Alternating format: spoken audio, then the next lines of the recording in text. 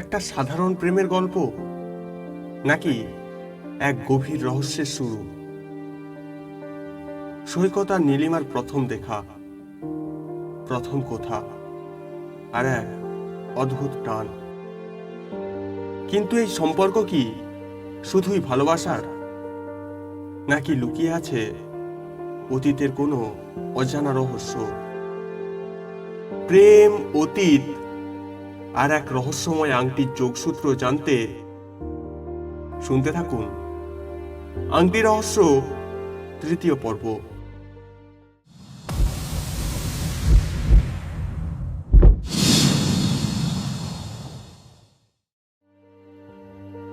সেদিন সারা রাত আর সৈকতের ঘুম হলো না।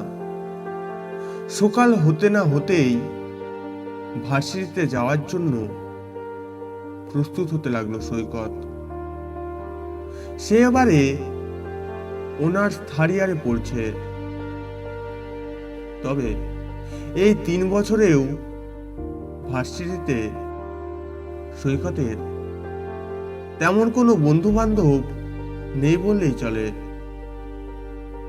ওই হাতে গোনা কয়েকটা বন্ধু আর বিশেষ একজন মানুষ, নীলিমা ছাড়া।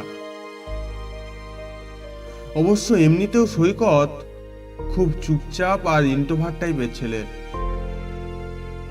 অসামাজিক নয়, তবে খুব সহজে মানুষের সাথে সখ্যতা তৈরি করতে পারে না।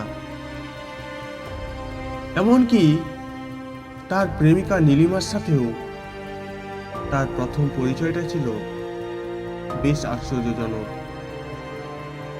আশ্চর্যজনক পরিচয় বলার পিছনে অবশ্য কারণ আছে।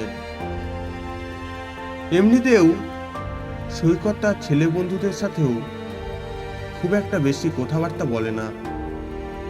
সেখানে মেয়েদের সাথে তো কোনো প্রশ্নই আসে না। কিন্তু ওই যে কোথায় আছে, কখন কোথায় কার সাথে কিভাবে যে প্রেম হয়ে যায় তা কেবল সৃষ্টিকর্তা ছাড়া আর কেউই জানে না। সৈকতের জীবনেও ঠিক এভাবেই অপ্রত্যাশিতভাবে নীলিমার আগমন ঘটে। সেদিন ছিল ভার্সিটির প্রথম দিন। হাজার হাজার ছাত্রছাত্রীর ভিড়ে সৈকত যখন নিজের ক্লাসরুম খুঁজতে ব্যস্ত ছিল, তখনই তার প্রথমবারের মতো সাক্ষাৎ ঘটে নীলিমার সাথে। আর এই প্রথম দেখা থেকেই নীলিমার প্রতি সৈকতের এক অদ্ভুত ভালো লাগার সৃষ্টি। নীলিমার রূপের মোহে এক মুহূর্তের জন্য যেন সৈকত বিভোর হয়ে গিয়েছিল। এই প্রথম কোনো মেয়েকে এতটা নিখুঁতভাবে পরখ করছে সৈকত। কেন করছে তা হয়তো তার নিজেরও অজানা। হঠাৎ করেই নীলিমার কণ্ঠে সৈকতের ঘোর কাটল। দেখল সে তার সামনেই দাঁড়িয়ে। নীলিমা তাকে জিজ্ঞেস করছে, আচ্ছা, আপনি কি অনার্স ফার্স্ট ইয়ারের ক্লাসরুম কোথায় বলতে পারবেন? Room number 3315। এমনটা শুনে সৈকত কিছুক্ষণ হতভম্বের মতো তাকিয়ে থেকে হঠাৎই বলে উঠল, রুম নম্বর 3315? এটা তো আমিও খুঁজছি। চলুন তাহলে একসাথেই খোঁজা যাক। নীলিমা বেশ আগ্রহের স্বরে বলে উঠল, তার মানে আপনিও ফার্স্ট ইয়ারের স্টুডেন্ট? বেশ ভালোই হলো। সৈকত একটু ইতস্তত হয়ে হেসে বলল, হ্যাঁ, পরিচিত হয়ে ভালো লাগলো। এমনিতেই বেচারা বেশ অপ্রস্তুত, কারণ এই প্রথম সে কোনো মেয়ের সাথে এতটা সামনে থেকে কথা বলছে। তো এভাবেই কথা বলতে বলতে তারা তাদের ক্লাসরুম খুঁজে পেল। যদিও এভাবেই ভার্সিটির প্রথম দিনে সৈকত আর নীলিমার প্রথম দেখা হয়। কিন্তু এই পরিচিতি আর বন্ধুত্ব প্রেমের সম্পর্কে পরিণত হতে আরো বেশ কিছুটা সময় লাগে। তখন ছিল ভার্সিটির নবীনবরণ অনুষ্ঠান। সিনিয়র জুনিয়র সকলেরই পারফরমেন্স করার কথা সেই অনুষ্ঠানে। ততদিনে ক্লাসের সবাই জানতে পারে নীলিমার গানের ব্যাপারে। অসম্ভব সুন্দর গান গায় মেয়েটি।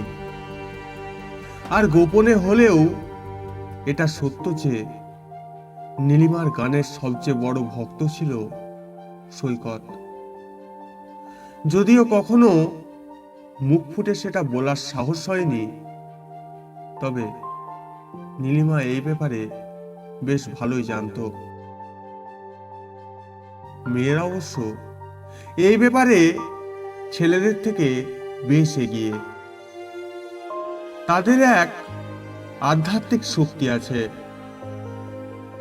এটা বোঝার চেয়ে কে তাদের ভালোবাসে বা পছন্দ করে তা তারা মুখ দেখেই বুঝতে পারে। এদিকে নীলিমার গানের সাথে গিটার বাজানোর জন্য যে গিটারিস্টকে ঠিক করা হয়, অনুষ্ঠানের দুদিন আগে জানিয়ে দেয় কোনো এক কারণবশত অনুষ্ঠানে সে উপস্থিত হতে পারবে না। এবার এই অল্প সময়ের মধ্যে গিটারিস্ট কোথায় খুঁজে পাওয়া যায়, এই চিন্তায় যখন সবাই চিন্তিত, তখনই যেন সকল চিন্তার মুশকিল আসার হয়ে দাঁড়ালো সৈকত। বলল সে নিজেই নীলিমার গানের সাথে গিটার বাজাতে আগ্রহী। এমনটা শুনে আয়োজক সহ সকলেই বেশ নিশ্চিন্ত হলো। আর সৈকত মনে মনে খুব খুশি হলো, এই ভেবে যে সে নীলিমার জন্য কিছু অন্তত করতে পেরেছে। তবে সৈকতের আনন্দ যদিও ছিল চোখে পড়ার মতো, কিন্তু নীলিমার আনন্দ সকলের চোখের আড়ালেই থেকে গেল। কেউ ঘুণাক্ষরেও টের পেল না যে নীলিমাও ঠিক কতটা খুশি সৈকতের সাথে পারফরমেন্স করার সুযোগ পেয়ে। অবশেষে দেখতে দেখতে অনুষ্ঠানের দিন এসে উপস্থিত। উক্ত অনুষ্ঠানে নীলিমার অসাধারণ গানের গলা আর সৈকতের অনবদ্য পারফরমেন্স সেখানে থাকা সকলের মন জয় করে নিয়েছিল। ব্যাচমেট সহ সিনিয়র জুনিয়র সকলের প্রশংসার পাত্র হয়ে ওঠে তারা। চারিদিকে এত লোকের প্রশংসার মাঝে কখন যে সৈকত নীলিমারও মন জয় করে নিয়েছিল, তা হয়তো সৈকত নিজেও জানে না। এ ব্যাপারে হয়তো কেবলই জানতো সৃষ্টিকর্তা আর নীলিমা নিজে। সৈকত আর নীলিমার সম্পর্ক যেন এক সাধারণ প্রেম কাহিনী, কিন্তু সত্যিই কি তাই? এই গল্পের ছায়ায় কি লুকিয়ে আছে কোনো অজানা অতীত? নীলিমার প্রতি সৈকতের এই আকর্ষণ কি শুধুই ভালোবাসা, নাকি এর পেছনে আছে এক ভয়ঙ্কর সত্য? রহস্য আরো ঘনিয়ে আসছে। পরবর্তী পর্বে অপেক্ষা করছে আরো চমক, অজানা সত্য আর শিহরণ জাগানো মোড়। গল্পশালার সঙ্গে থাকুন।